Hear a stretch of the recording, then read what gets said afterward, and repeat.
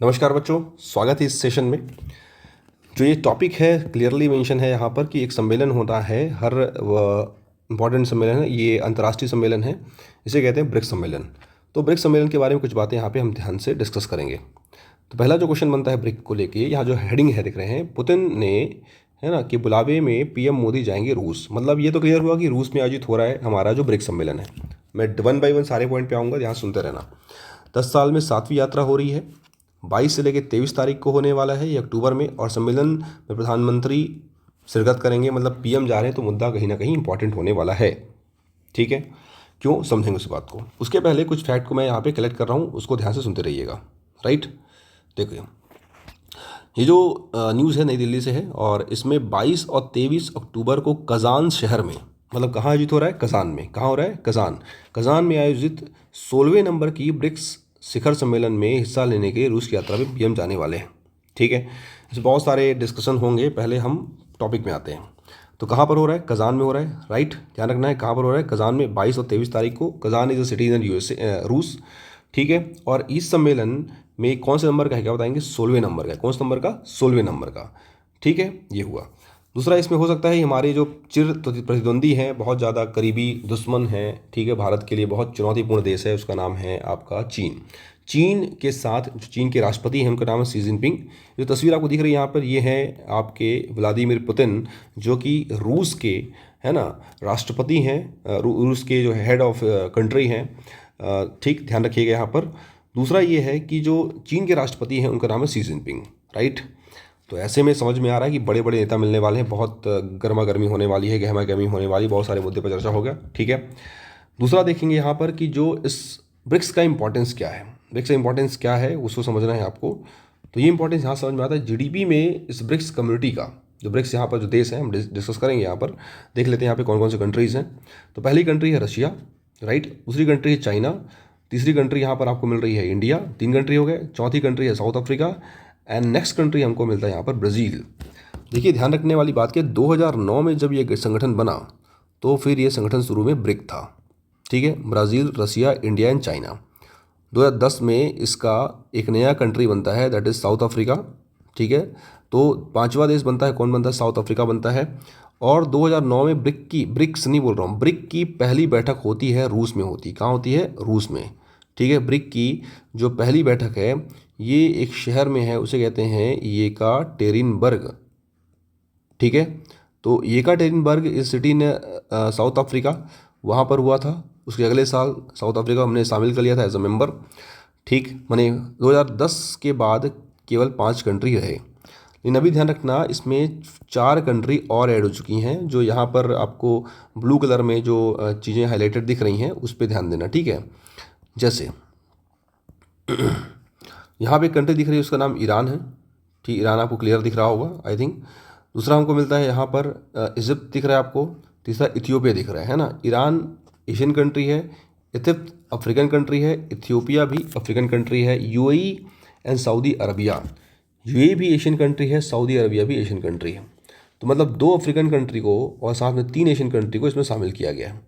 तो इसमें अभी भी सऊदी अरबिया ऑफिशियली इसका मेंबर नहीं हुआ है। ठीक है, ऑफिशियली अनाउंस नहीं हुआ है। तो अभी हमारे पास टोटल, इसलिए कहा ना मैंने, टोटल 9 कंट्री है। 1 country is awaited to be an member of this BRICS. दूसरा जो है, इसे R5 संगठन भी कहते हैं, है ना। R5 कहीं पूछें तो क्यों बिकॉज इंडिया का जो करेंसी है उसे रुपया कहते हैं, रशिया का करेंसी कहते हैं रूबल कहते हैं, चीन का है रेनमिंबी कहते हैं, ब्राज़ील का है रियाल कहते हैं, और यहाँ पर साउथ अफ्रीका का रेंड कहते हैं। तो R5 हो गया, सारे करेंसी के फर्स्ट नेम उठा लीजिए। जीडीपी में योगदान कितना है, 23% है। ट्रेड कितना करता है, वर्ल्ड का 18% करता है। पॉपुलेशन कितना कैरी करता है, 45%। और एरिया कितना करता है, 40%। तो भाई जब हमारा ब्रिक्स पूरे वर्ल्ड का, ब्रिक्स प्लस 9 हो चुके हैं ना, ब्रिक्स प्लस 4 9 हो चुके हैं, टोटल 9 मेंबर है, एक अवेटेड है। तो फिर ऐसे में यहाँ पर ध्यान देना है कि इतना बड़ा योगदान, और फिर ऐसे में ब्रिक्स का इंपॉर्टेंस बढ़ जाता है। ठीक है, इसलिए ब्रिक्स भी इंपॉर्टेंट भी है। तो इस खबर में हमको ये देखने को मिल रहा है कि यहाँ पर युद्ध के समाधान के लिए भी कहीं ना कहीं आभार जताया है ना। पुतिन ने ऐसी खबर यहाँ पे दिख रही है आपको, जो मैं उसी को डिक्टेट कर रहा हूँ। और साथ ही साथ यूक्रेन हालांकि इसका हिस्सा नहीं है, ध्यान रखेंगे, इस यूक्रेन चर्चा में रहता ज़रूर है, but Ukraine is not a part of brick. ठीक है, चलो अब हम आते हैं अगले टॉपिक पर। अब इसमें देखेंगे एक और करंट अफेयर। मैं एक मिक्सचर करंट अफेयर ले रहा हूँ डे टू डे। अब पूरा तो पढ़ना ही पड़ेगा आपको, क्योंकि अब समय है नहीं चीज़ों को अलग अलग बाइफरकेट करने का। तो देखो, 27th अखिल भारतीय वन खेलकूद प्रतियोगिता है ना का आयोजन जो है ये कहाँ पर हो रहा है? तो शुभारंभ सूर्य कुमार यादव ने किया। समापन समारोह में आएंगी मनु भाकर, जो अभी भी ओलंपिक क्वीन बन के आई है, ठीक है। और ये ओलंपिक में खूब परफॉर्मेंस की है। मनु भाकर के बारे में चर्चा बाद में देखिएगा उसमें। देखिए, जो यहाँ पे अखिल भारतीय वन खेलकूद महोत्सव जो है, जो सूर्य कुमार यादव जो कि क्रिकेटर हैं, फेमस क्रिकेटर हैं, उनके ही प्रेजेंस में हो रही है। अब प्रारंभ इसकी शुरुआत कब हुई है? ये हुआ है 1992 में। आयोजन रायपुर में हो रहा है। आयोजन तिथि 16 से लेकर 20 अक्टूबर। अभी मैं बोला था 22 से लेकर 23 अक्टूबर को आपको बताना है। इस अक्टूबर के समय पर, है ना, ये हो रहा है रशिया के कजान शहर में। क्या हो रहा है बच्चों? ये हो रहा है कहीं ना कहीं ब्रिक्स का समिट हो रहा है 16वें नंबर का ना। अभी मैं पहले बोला तो डेट है ना 16 अक्टूबर से 20 अक्टूबर तक, है ना। डेट तो चल ही रहा है अभी। कुल खेल इसमें शामिल होंगे 23। कुल प्रतियोगिताएं 2-301 और कितने खिलाड़ी होंगे? 3000। इसका पर्पस क्या है? वन और पर्यावरण का संरक्षण तथा वन्य जीवों की सुरक्षा करना, प्रमोशन देना वहाँ पर कहीं ना कहीं। नेक्स्ट न्यूज़ जो है ये छत्तीसगढ़ से है। और छत्तीसगढ़ में जो क्वेश्चन है ना, सिंगल क्वेश्चन क्या आएगा देखो कि यार छत्तीसगढ़ में जो ना ये आपका जो हब कहाँ बनने वाला है, आईटी हब कहाँ बन रहा है, तो आपको सिंपल आंसर करना है। आईटी हब जो है बन रहा है, ये बन रहा है अपने नया रायपुर में। तो देखो यहाँ पर हेडिंग दिख भी रही क्लियरली आपको, छत्तीसगढ़ का पहला आईटी हब ये कहाँ बनेगा? रायपुर में, नया रायपुर में, है ना। वहीं पर इनोवेशन हब बन रहा है, आईटी हब बन रहा है। ये सारी बातें हैं छत्तीसगढ़ में टेक्नोलॉजी इन्हेंसमेंट के लिए लाया जा रहा है, ठीक है। तो जैसे मान लो पूछता है ना आपको आईटी हब या फिर आपको बोलता है इनोवेशन हब, तो आपको बताना है इनोवेशन हब हो चाहे आईटी हब हो, आंसर बताना है नया रायपुर, ठीक है, नया रायपुर।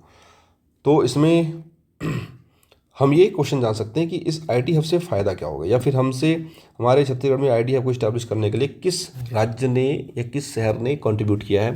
तो अहमदाबाद के आई हब के 10 लाख रुपए तक की मिल सकती है मदद, ठीक है। तो ये कॉपरेट कर सकते हैं यहाँ पे, हमको और कुछ ज़्यादा इसमें जानना नहीं है। ये हुआ तीसरा न्यूज़, ठीक है। एक और न्यूज़ अभी चर्चा में रही है हाल फिलहाल में, ये सिंपल सा है। विजया किशोर राहटकर, क्या नाम है? विजया किशोर। महिलाएं हमेशा जीतती हैं, विजय होती हैं, ऐसे याद रखिएगा। तो महिला किशोर राहटकर को राष्ट्रीय महिला आयोग की नई अध्यक्ष बनाया गया, जो कि रेखा शर्मा की जगह लेंगी। मतलब इसके एक्स जो अध्यक्ष थे महिला आयोग के, राष्ट्रीय महिला आयोग के, तो इनकी जगह कौन ले रही हैं? तो जो नाम है विजया किशोर राहटकर, है ना। तो राष्ट्रीय महिला आयोग अधिनियम 1990 में लाया गया, ठीक है। इसके धारा 3 के तहत विजया किशोर राहटकर को 3 साल की अवधि के लिए या 65 वर्ष की आयु तक जो पहले पूरा हो, है ना, तो ये 3 साल या फिर यहाँ पर 65 ईयर जो इसमें पहले कंप्लीट होगा तब तक ये अपने पद पर बनी रहेंगी विजया किशोर राहटकर, ठीक है। तो ये इसके बारे में कुछ बातें यहाँ पर आपको जाना गया। और इसका जो ये गठन है ना, ये जो हम यहाँ पर देख रहे हैं कि राष्ट्रीय महिला आयोग, है ना, ये महिला आयोग जो है इसके लिए अधिनियम 1990 में पारित किया गया। लेकिन इसका जो गठन है ये गठन हुआ है 1992 में। और इसकी जो पहली चेयरमैन रह चुकी हैं उनका नाम है जयंती पटनायक, सुश्री जयंती पटनायक, पहला चीज़। और दूसरा जो वर्तमान अध्यक्ष यहाँ पर दिया गया है जो रेखा शर्मा का स्थान लेंगी, ठीक है, ये ध्यान रखना यहाँ पर। तो ये कुछ महिला आयोग की, क्योंकि इसका पर्पस है कि वुमेन एम्पावरमेंट को पूरी तरीके से फोकस करना, भारत में महिला सुरक्षा को लेकर काम करना, भारत में महिला सशक्तिकरण काम करना, महिलाओं को सुरक्षित परिवेश दिलाना, महिलाओं को उनकी शक्तियों के बारे में अवेयर करना, ये सारा कुछ काम है राष्ट्रीय महिला आयोग का, नेशनल वुमेन कमीशन, राइट। तो इसको आपको ध्यान रखना है, इसको रीड करना है। तो करंट अफेयर में मिक्सअप करके दिखाऊंगा आपको, ये संभाई आपको सीधे सीधे पढ़ते चले जाना है, सीजी, इंडिया, है ना, इंटरनेशनल, सारे की सारी चीज़ों को। चलिए, थैंक यू।